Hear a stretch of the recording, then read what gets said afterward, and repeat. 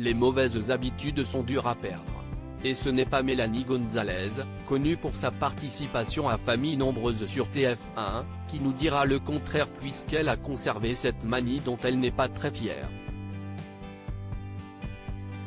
Mélanie Gonzalez fait partie du cercle fermé des participantes de Famille Nombreuse, la vie en XXL qui ont connu la célébrité en intégrant l'émission à succès de TF1.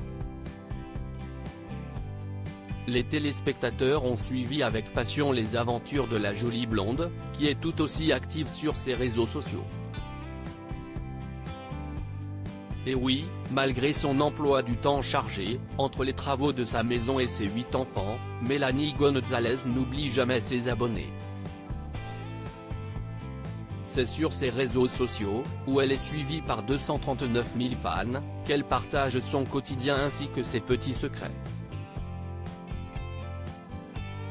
Ce samedi 29 juillet, la mère de famille s'est livrée comme rarement, dévoilant au passage cette mauvaise habitude dont elle n'est pas très fière. Mélanie Gonzalez, je restais éveillée pour éclater des paquets de M&M's après avoir lu une citation rattachée à l'étiquette de son sachet de thé. Mélanie Gonzalez a fait une petite confidence à ses abonnés, elle a conservé la mauvaise habitude de se lever la nuit pour grignoter.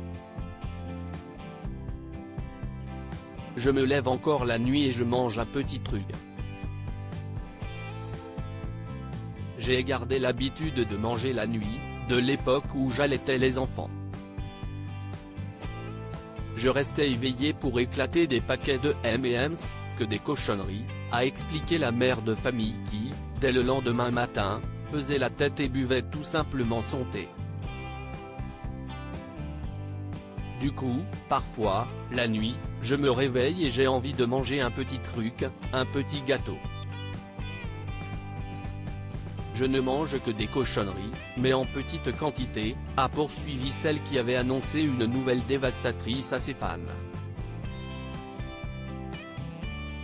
Mélanie Gonzalez dévastée après sa 3e fausse couche. Si Mélanie et Franck Gonzalez sont les heureux parents de 8 enfants, ils ont récemment été secoués par la fausse couche de la star de TF1. Il y a quelques semaines, on a appris que j'étais enceinte. On était sur la réserve, car j'avais déjà fait 2 fausses couches, 2 grossesses arrêtées il y a à peu près 9 mois. Il y a quelques jours, j'avais des douleurs au ventre et on a appris qu'il y en avait peut-être 2. Et, le lendemain, j'apprends que j'en perds un. Puis le deuxième, révélait-elle, en larmes, sur ses réseaux sociaux. Je voulais vous en parler, car je trouve qu'on n'évoque pas assez les grossesses arrêtées.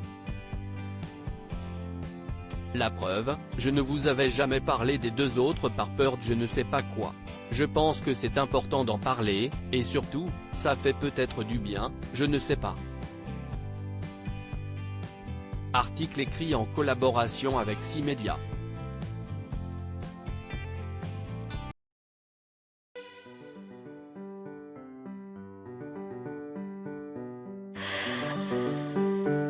나